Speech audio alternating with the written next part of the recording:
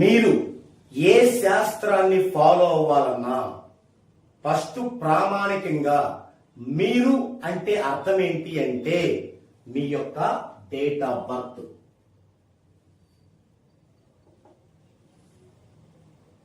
మీరు అంటే మీ యొక్క డేట్ ఆఫ్ బర్త్ అండ్ మీ యొక్క టైమ్ ఆఫ్ బర్త్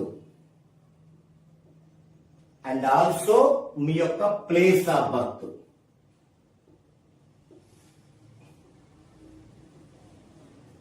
ఇది ఒక ఎగ్జాంపుల్.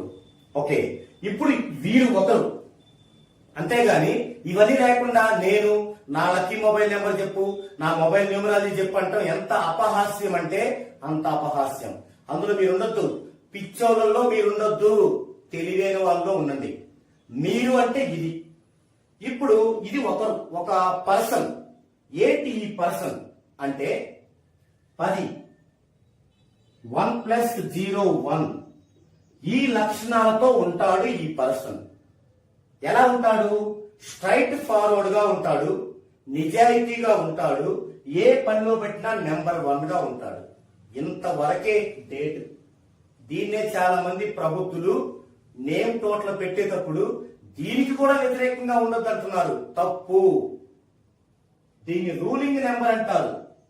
అంటే డేట్ యొక్క సింగిల్ డిజిట్.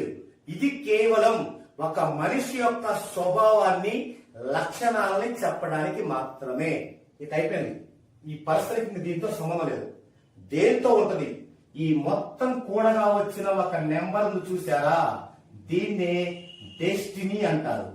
డెస్టినీ అంటే విధి. ఇదే లైఫ్ అంటే విధి. విధి రాత, దేవుడి రాత, బ్రహ్మ రాత అంటానే ఇది. ఇది దేని నుంచి వస్తుంది? ఇవన్నీ కలపగా వచ్చిన అంకె నుంచి వస్తుంది. దాన్ని డెస్టినీ నెంబర్ అంటారు. 1 5 6 6 10 16 16 యొక్క 18 34 3+4 7. ఇది వీరి యొక్క విధి. మరి విధి అంటే ఏంది? మన ఫ్యూచర్, మన భవిష్యత్తు, మన తల రాత.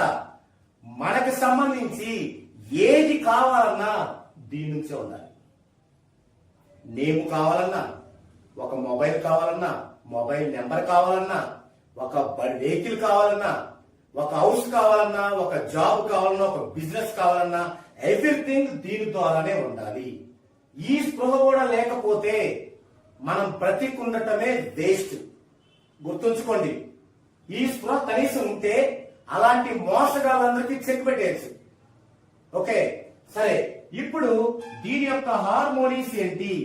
1 3 5 7.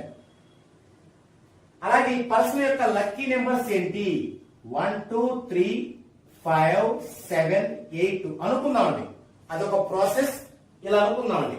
అతని యొక్క హార్మోనీస్ ఇది, అతని యొక్క లక్కీ నెంబర్స్ ఇది. ఓకే, ఇప్పుడు ఈ ప్రపంచంలో ఈ పర్సన్ కి ఏది కావాలన్నా దీంట్లో రావాలి. ఈవెన్ లైఫ్ పార్ట్నర్ రావాలన్నా, బిజినెస్ పార్ట్నర్ రావాలన్నా, ఏ బిజినెస్ అతనికి హెల్ప్ అవుతుందని తెలియాలన్నా, ఏ బిజినెస్ ఎప్పుడు చేయాలన్నా, మరి ఇన్ని ముఖ్యమైనవి వీటి మీద ఆధారపడి ఉన్నప్పుడు మనతో ఉండేటువంటి మన మొబైల్ నెంబర్ దీంతో ఆధారపడి ఉండదా? ఆలోచించండి. ఖచ్చితంగా ఉండి తీరుతుంది. అలాగే ఇంకొకటి ఇండెక్స్ ఆర్పి అంటే జన్మ వైబ్రేషన్.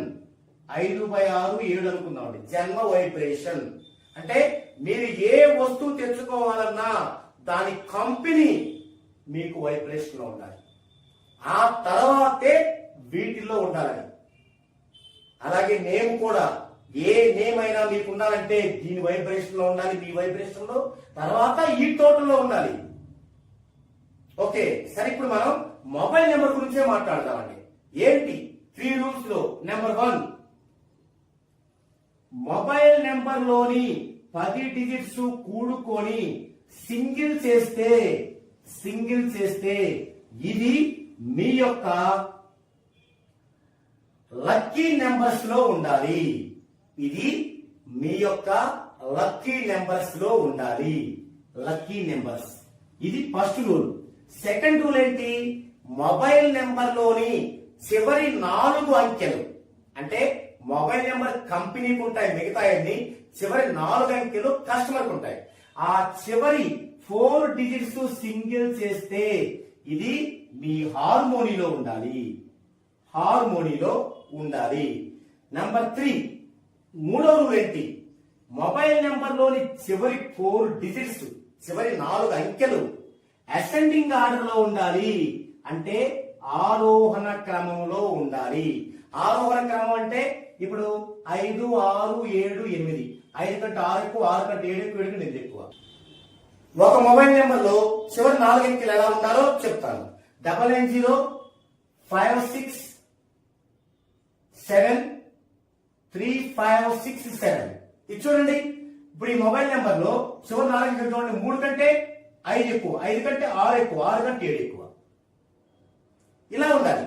దీన్ని ఆరోహణ క్రమము అంటాం అన్నమాట. ఓకే, ఈ 3 ఫుల్ఫిల్ అవ్వాలి.